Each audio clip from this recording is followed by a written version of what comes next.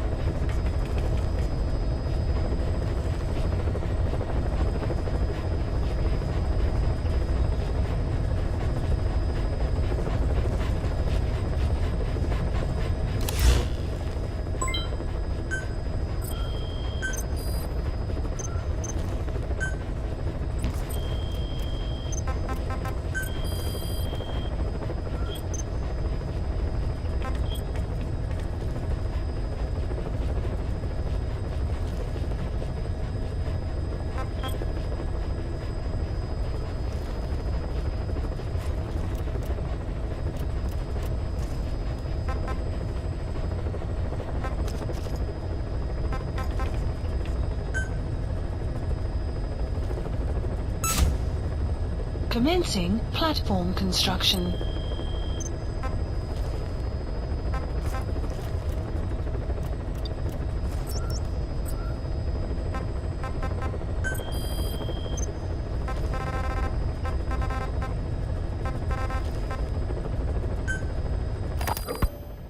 DD makes a pretty good partner, huh, boss? Too early to say. Yeah? Just seeing him come back makes me real proud. What breed is he? He's not a husky. You're right. Siberian Husky is a cross between a Spitz-type dog and a wolf. I think DD might have some wolf blood in him, too. He isn't just smart. He's also shown remarkable judgment. If he doesn't do what you want him to, he's just doing what he thinks is right in the situation.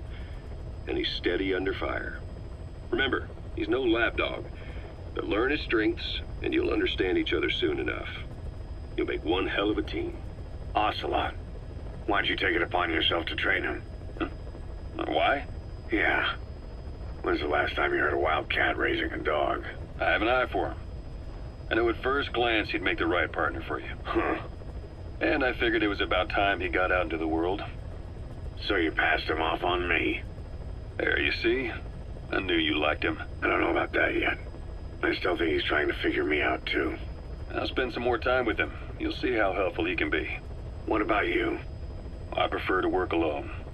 Ocelots don't hunt in packs. Yeah, something like that. Anyway, I'm glad you like him. DD's really taking to you, too. And to going on your walks. Don't be shy about taking him with you in the future. I'll think about it.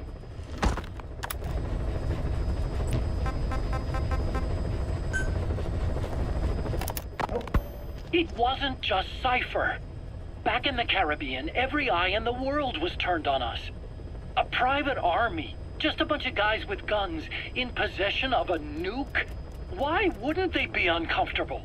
And that's why you made sure the inspection happened.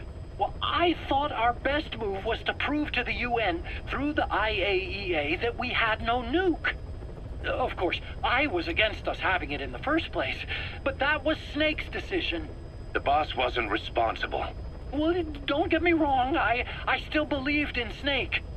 I thought I was making the best decision for all of us, that's all. I figured we should get a third party to exonerate us before proof of the nuke did get out. And who better to do that than an organization with international authority?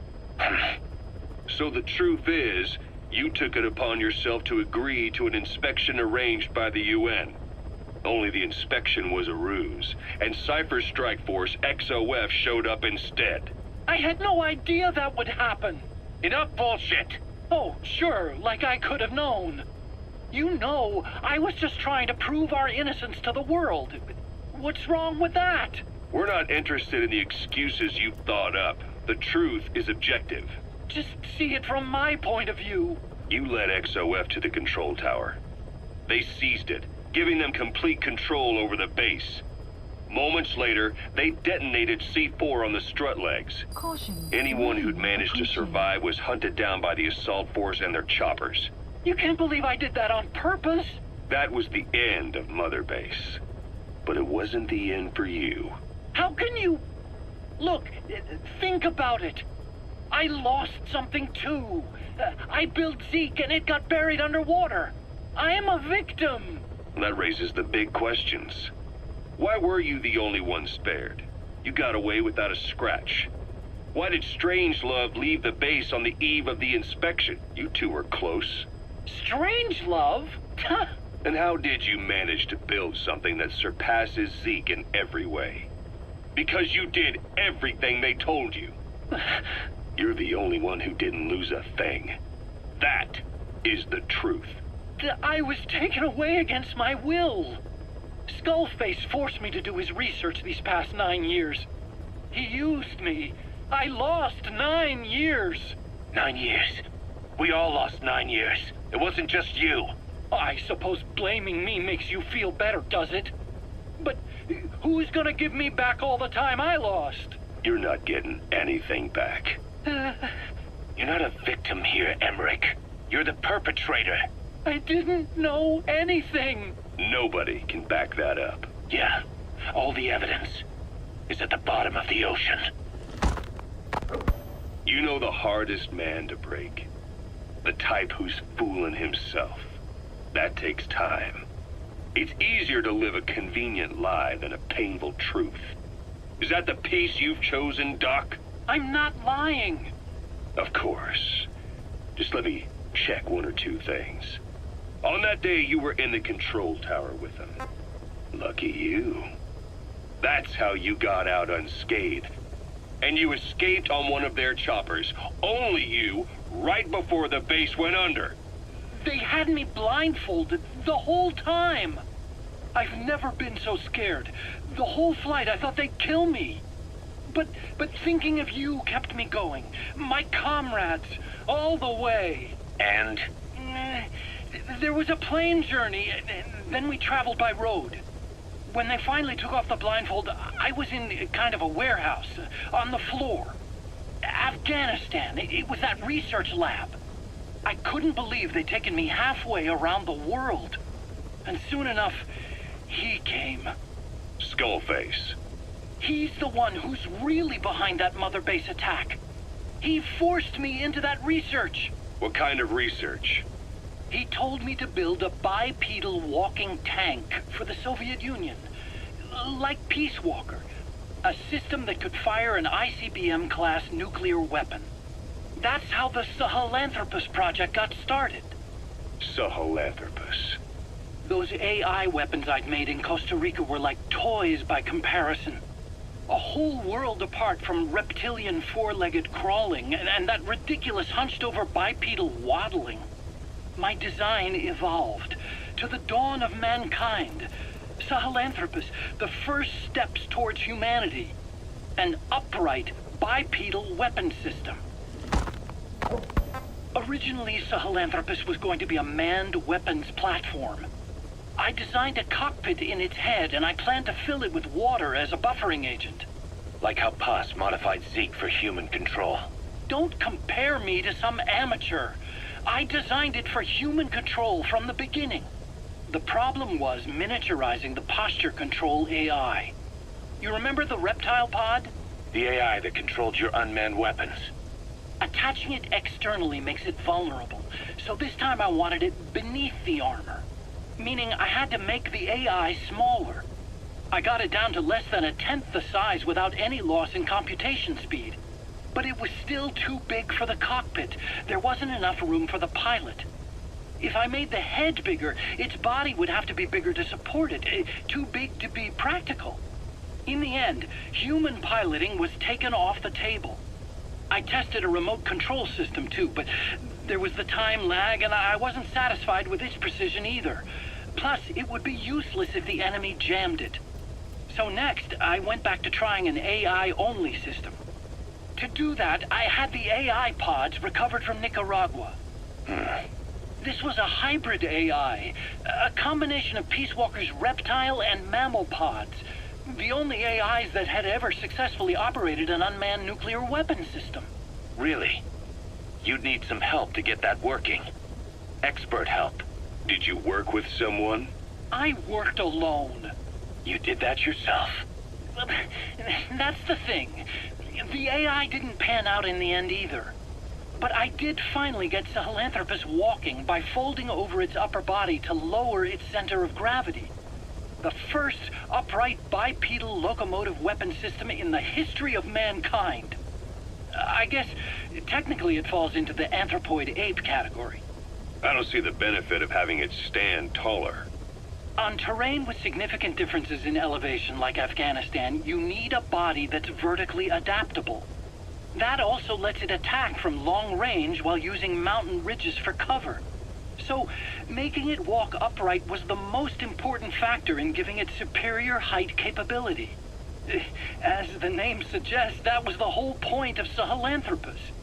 But I was being pushed for results.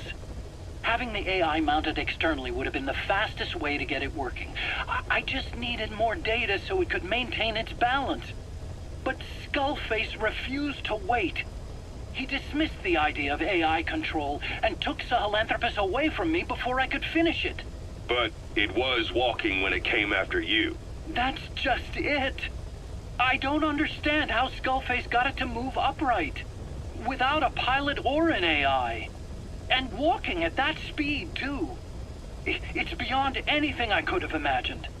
This is like the Wright brothers making it to the moon. I'm just as clueless as you are. So this Sahelanthropus, where is it now? I have no idea. All my experiments took place at that cave. I've never seen it anywhere else. Besides, it's still just an incomplete prototype at this point, and nothing but a paper tiger. Even if it can walk, it's far from being a viable weapons platform. It wouldn't be useful in actual battle. Emmerich will remain here at Mother Base for now, but not as a member of Diamond Dogs. I still don't trust him. That work for you? Fine by me. He can't be allowed any contact with staff either. Yeah. A lot of the guys would love some payback for 9 years ago. We still need him alive. But we have to restrict his movements. He can only go where we tell him. And of course, the interrogations will continue. He worked for that skull bastard for nearly a decade. He still has more to tell us. How long are we gonna press him? If our investigation shows he really had nothing to do with the attack, we'll reconsider his place here. But I don't expect that to happen. Remember that water tank-shaped object in Emmerich's lab in the Soviet base camp? The thing that started talking to you like a possessed answering machine. That was a pod built for housing the AI used to control unmanned weapons. You remember, back in '74 in Costa Rica. It was in those machines you fought there. They were designated Pupa, Chrysalis, Cocoon, and Basilisk, and each of them was fitted with an AI unit called a reptile pod. Emmerich created it. It mainly handled the machine's posture control and autonomous behavior. But the Basilisk, aka Peace Walker, also featured a second AI pod. That one was called the Mammal Pod, and it was created by Dr. Strangelove. She tried to recreate the boss's personality through the Mammal Pod, but you pulled out its memory boards. That's when it transferred its own functions to its reptile pod. Just like a human brain compensating for damage by using the remaining healthy parts. The result was a unique entity, a hybrid of the reptile and the mammal. It sank to the bottom of Lake Nicaragua with Peace Walker. But apparently they salvaged it and transported it to that lab. Don't let it deceive you, Snake. It may sound like the boss, but it has neither a personality nor a will. Like Emmerich says, it's just a machine.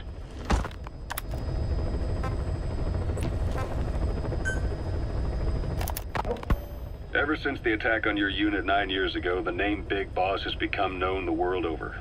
What do you mean? Those of your men who survived traveled far and wide. They fought throughout the world. In fact, they're part of the reason we have all these PFs now. Every one of them suffered their own phantom pain from losing you. Talking about you wherever they went helped to heal their wounds. Your actions and words, your legend, has been told on every battlefield they've set foot on. Obviously, as the tales have spread, the truth's been distorted, painted over. Big Boss sacrificed himself to show us the threat that Cypher poses. He sounded a warning, so it goes. A warning? Too much power destroys the hands that hold it. Apparently, you chose to be a living example of that. I never said any of that. The moment any truth is passed on, it starts turning into fiction. The problem is, fiction inspires people more than facts. To the world, you're now the legendary mercenary Big Boss. The lessons you've taught the PFs are the reason they're so widespread. They're the reason they've survived. And you know what they all aspire to?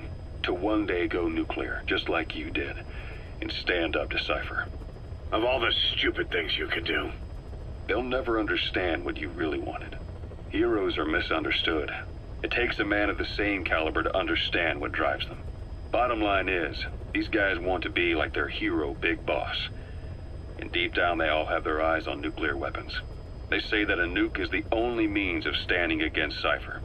But these days, it's becoming little more than a slogan to rally the troops and survive in a cutthroat business. Currently, there are 3 major PFs who've expanded into Central Africa. CFA, Rogue Coyote, and Zero Risk Security.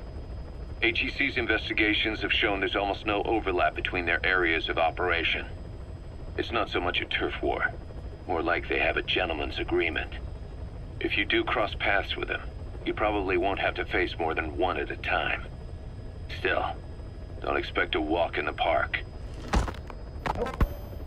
The CFA, Contract Forces of Africa. These guys are a major player. Their head office is in Pretoria, South Africa. That's also where the South African Defense Force is headquartered. We think the two are closely connected. An HEC investigation revealed that most of the CFA's operators are former SADF soldiers. South Africa has been locked in struggles with neighboring regimes for years. That means constant action, and we know better than anyone that's the best kind of training. A company drawing its recruits from hardened military vets. You can bet they know how to handle themselves. Do not underestimate them. Within the CFA is a company of soldiers made up mainly of locally hired operators. They speak Afrikaans to communicate with personnel from the CFA, but if you notice any speaking the local language, that's them. Though hired from the local population, they were originally part of a paramilitary group, so they'll have plenty of combat experience. And unlike their days shooting junkyard rifles out of beat-up pickup trucks, the CFA now supplies them with the latest gear from the West. On top of that, they've been combat trained by the South African Army. All that adds up to a much stronger fighting force. So don't brush them off. Look at the Angola-Zaire border region. The east bank of the Munene River in particular. It's a microcosm of a problem that stretches all across Africa. There's a civil war going on in Angola fought between the government MPLA and the Western-backed UNITA.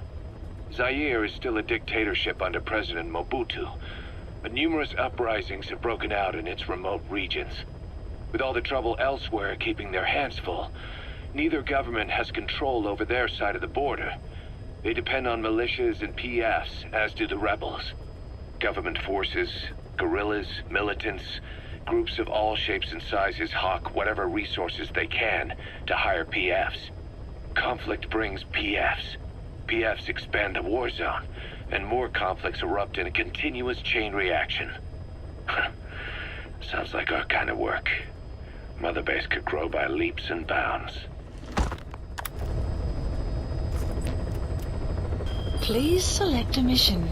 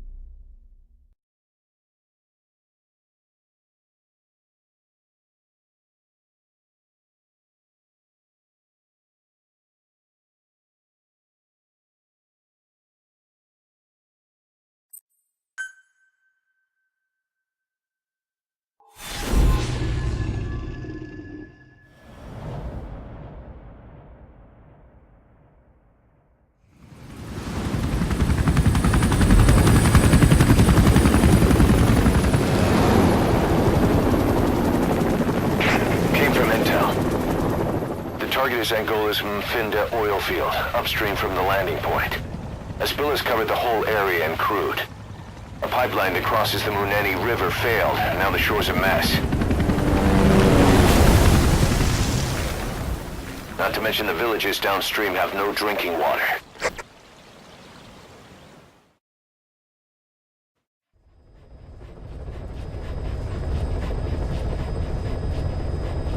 The oil runs to the pipeline from that facility. Taking it out should end the leak. The client this time is an environmental NGO. Destroy the facility. Stop that leak. This may seem like straight-up philanthropy, but there's another reason we agreed to it. The Mfinda oil field was outdated, abandoned. Then the rebel group UNITA moved in, taking it upon themselves to kickstart operations. UNITA's been rapidly modernizing its arsenal. Rumor has it someone's been selling them U.S. military hardware. Intel's analysis suggests the broker's a front company, Cyphers. Keeping tabs on UNITA could tell us who's pulling its strings.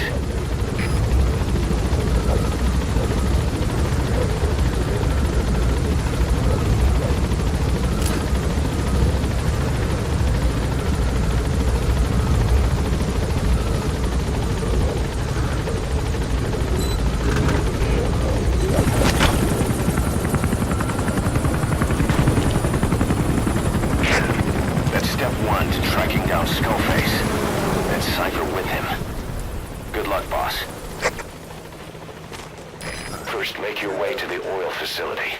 It's to the north, past Wala Yamasa. The village is currently occupied by UNITA, so stay sharp.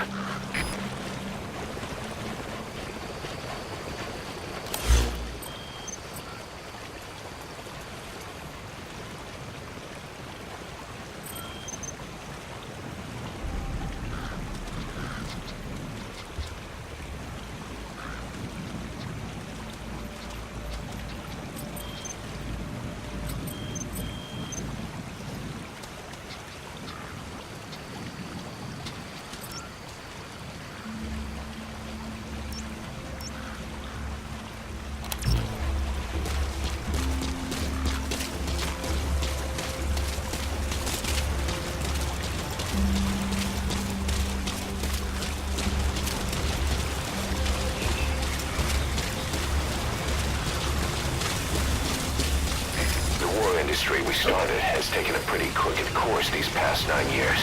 With no other options, soldiers have become dogs of war, sent to conflict zones as private forces, or PFs. Guys we fought alongside are dying all around the globe for no reason, no banner. But it's how they survive. The demand for PFs here in Africa is especially high. Cold War standoffs, resource exploitation, tribal clashes. What's big business for developed countries has only brought conflict here. That mess you're standing in is just the latest example. Enemy presence detected. The map has been updated.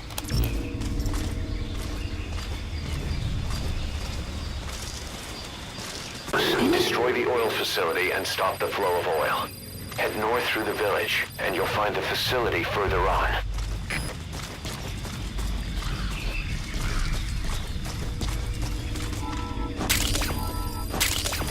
It's digitalis. It's toxic, but it can also be used as medicine. You've arrived at Masa Village. It's been turned into a supply hub for UNITA. The war industry we started has taken a pretty crooked course these past 9 years. With no other options, soldiers have become dogs of war, sent to conflict zones as private forces, or PFs. Guys we fought alongside are dying all around the globe for no reason, no banner. But it's how they survive. The demand for PFs here in Africa is especially high. Cold War standoffs, resource exploitation, tribal clashes. What's big business for developed countries has only brought conflict here. That mess you're standing in is just the latest example.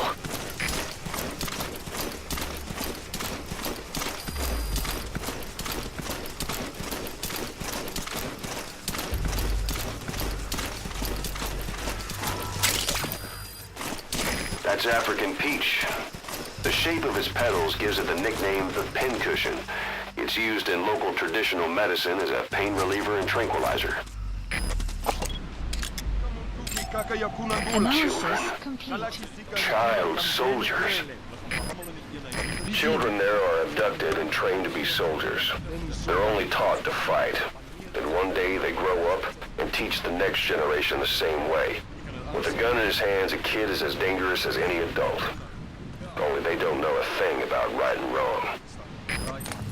Boss, do not hurt any child soldiers. If you do, the mission is over. Analysis complete.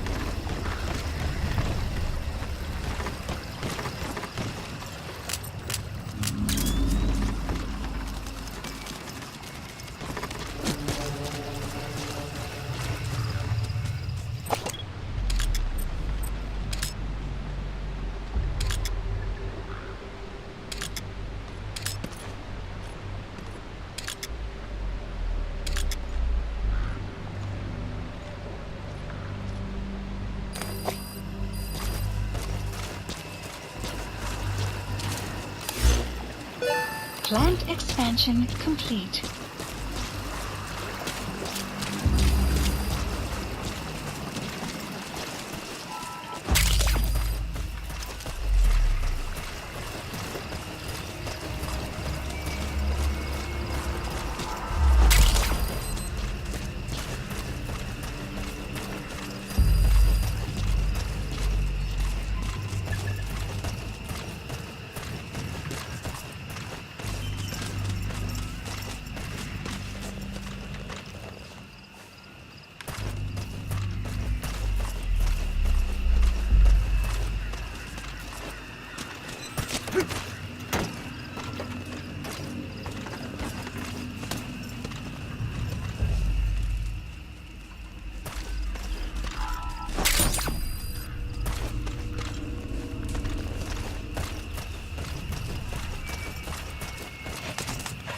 sun will set shortly.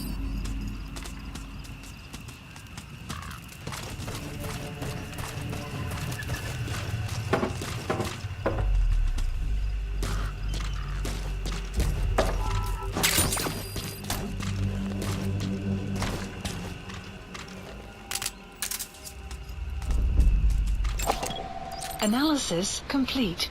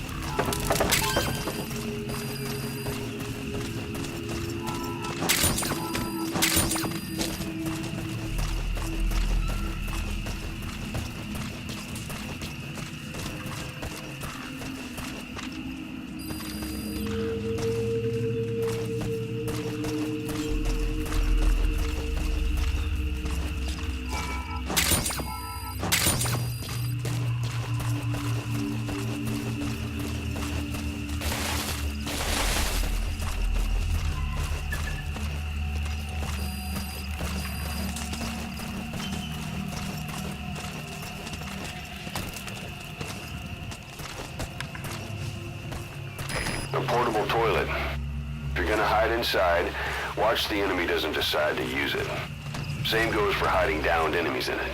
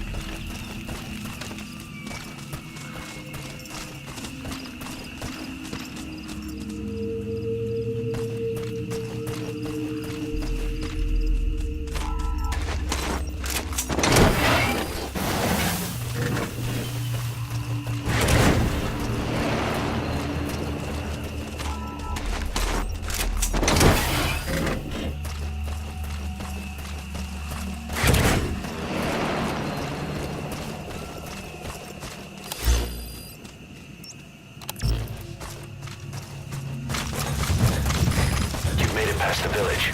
Continue heading for the oil facility. It's located upriver.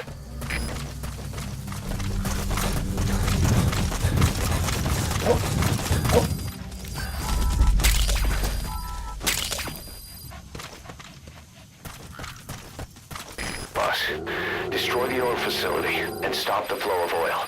To prevent the machinery being turned back on again, you need to turn off the oil transfer pump and destroy the oily water separator tank. Check the details on your iDroid.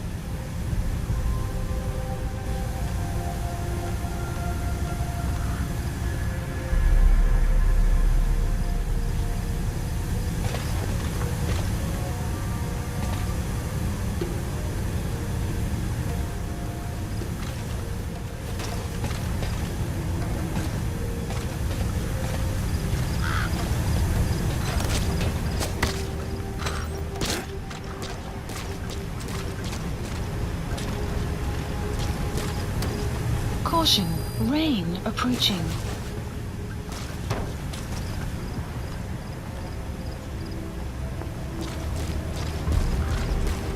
You have arrived at your destination.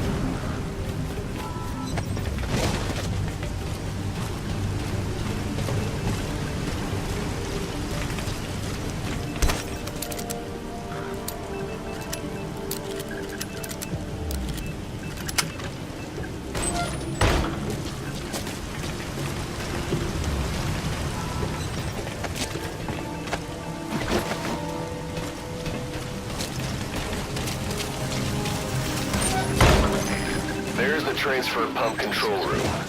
The emergency stop button is probably inside it.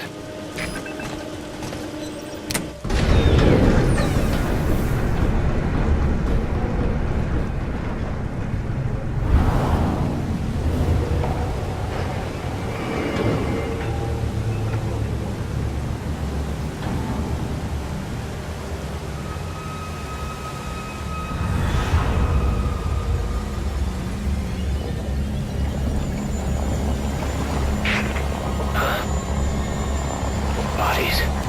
Why?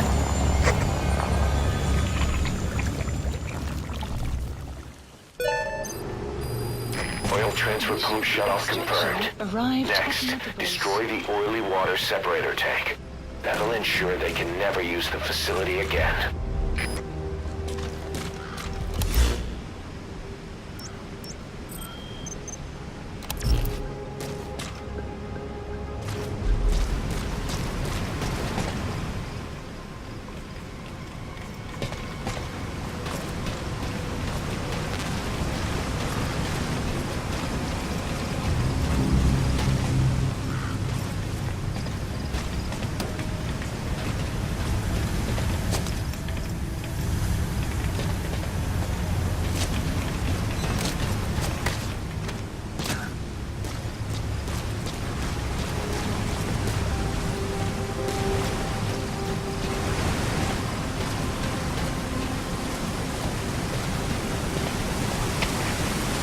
Sytuasie, alle eenhede, staan by.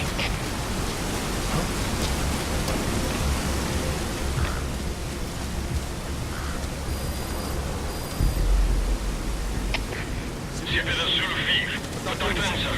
Ons gaan onderzoek instel. Oor. Dit is CP, begryp. Wees op jou hoede. Uit.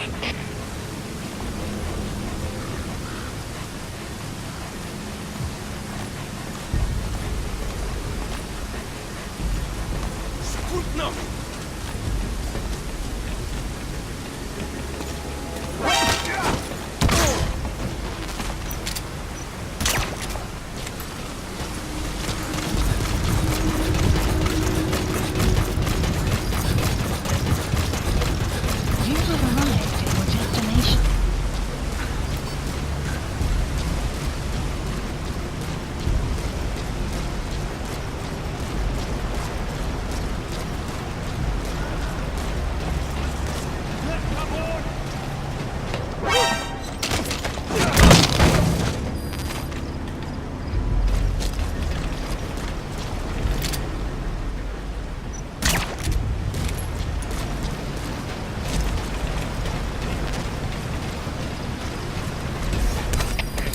CP, dit is Delta 4. Bedreiging in die gebied. Moet versterk sekuriteit. Oor. Dit is CP, begryp. Hou julle oor. Uit.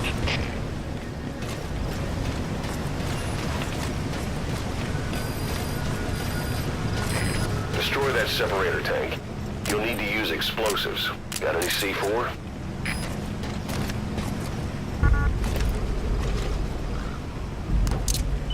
Alright, you planted the C4. Don't set it off until you're at a safe distance.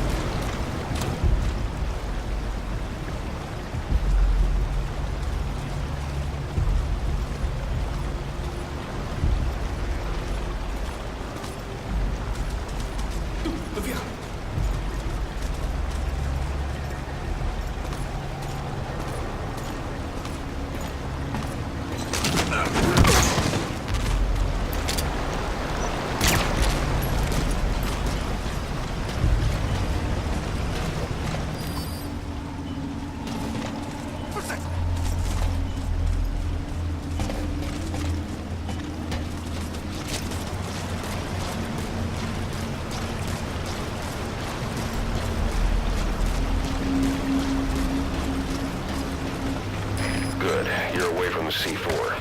Any sign of the enemy? Be sure to time the explosion carefully.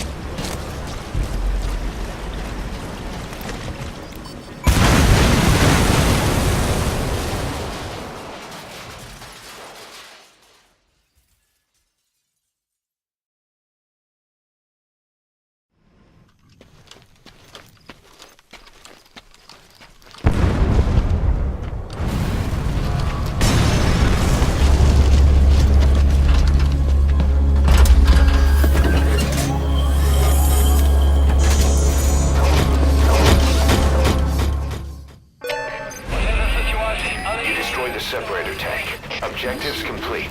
So security will be tighter after that explosion. Get out of there ASAP.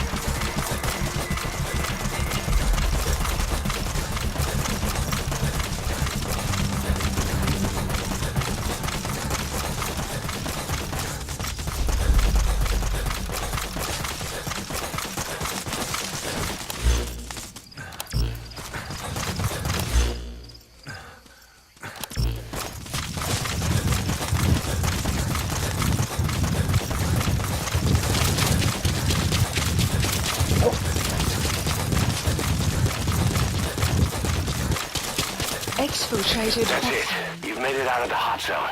No sign of the enemy. Mission complete, boss.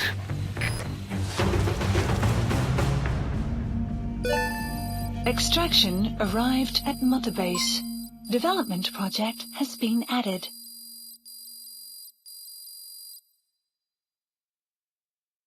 Yes, mission complete. Boss, that was exceptional.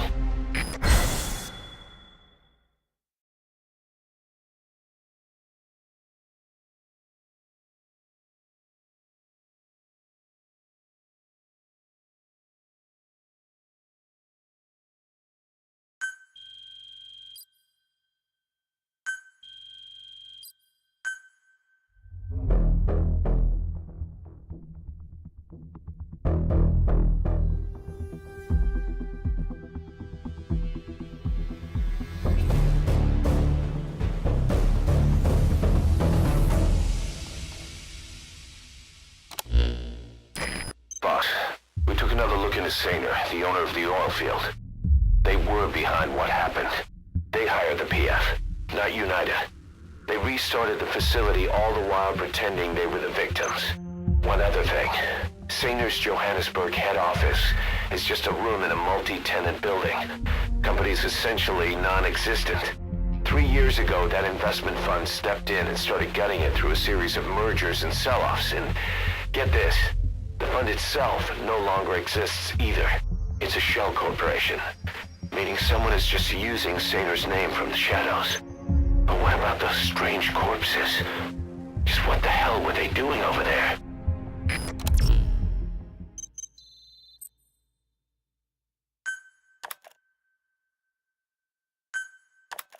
Hey!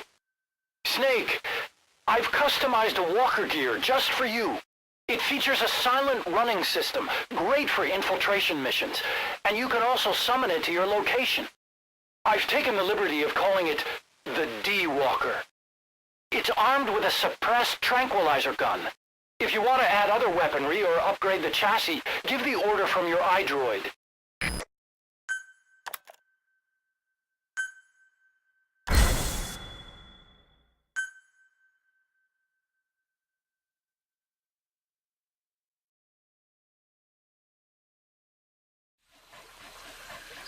Side ops list Boss, updated. I've updated the mission list. Mission list We've received a updated. new job offer.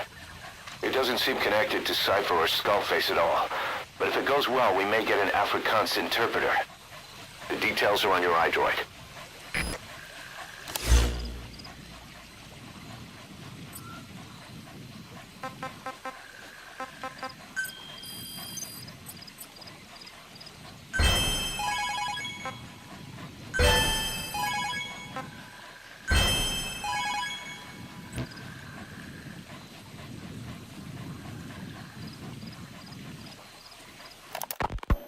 There's a violent power struggle going on within the Contract Forces of Africa, the PF that ran security for the Muffinda oil field. Most of their key people are Afrikaners, but naturally for a South African organization, some of its founders are British. Details are sketchy, but apparently the Afrikaners are holding these British personnel for interrogation near Kaziba camp. We've been asked to rescue one of them, a man known as the Viscount. We don't have the Viscount's exact location, but he doesn't speak the Afrikaners' language, Afrikaans. They'll need an interpreter who speaks English in order to interrogate him. Meaning if we tail the interpreter, he'll lead us right to the target. By the way, the contract specifies that it's all right to ignore the other British prisoners. But the final decision is yours, boss.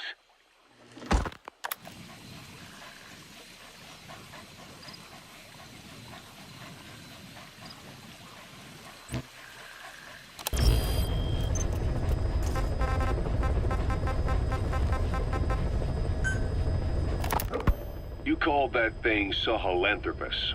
Where does the name come from? Well, several years ago, an excavation team discovered a hominid skull in the Sahel region. Central Africa, the Southern Sahara. Cypher gave the specimen the name Sahelanthropus, man of Sahel. And then they covered the whole thing up. Why? They probably wanted to monopolize information about human evolution to have a head start in their genetic research. At least, until they had an idea of what they'd found. It was that big of a discovery, huh? Sahelanthropus was a gracile hominid, estimated to have lived about 7 million years ago. What's significant about it is how its skull's foramen magnum faces down. In other words, its spinal column supported its head from underneath. It stood upright. Right. Which would mean Sahelanthropus walked upright 3 million years before Australopithecus, making it the world's oldest human species. Walking upright. I get it. Hence the name Sahelanthropus for your machine. Walking upright was the decisive difference between our ancestors and other anthropoids. Our brains could get heavier once they were supported by the spinal column. That led to the use of tools and the development of complex communication through language. Only man is capable of this. My creation will be the progenitor of all bipedal weapon platforms. And you did this for Cypher. No, not at all. Sahelanthropus is the best proof that I never betrayed you guys. What do you mean?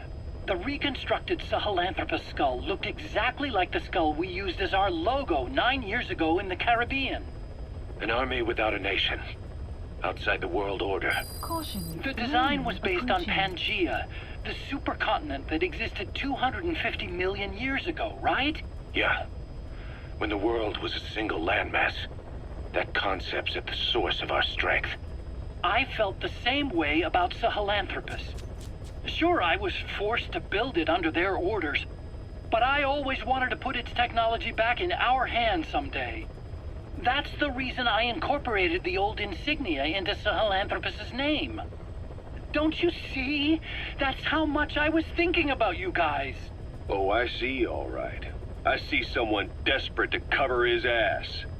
You can say whatever you want after the fact.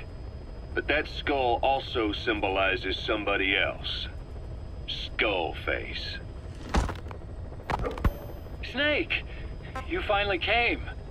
Just don't record this, okay? I'm not recording anything. What's this about? What I'm about to say stays between you and me.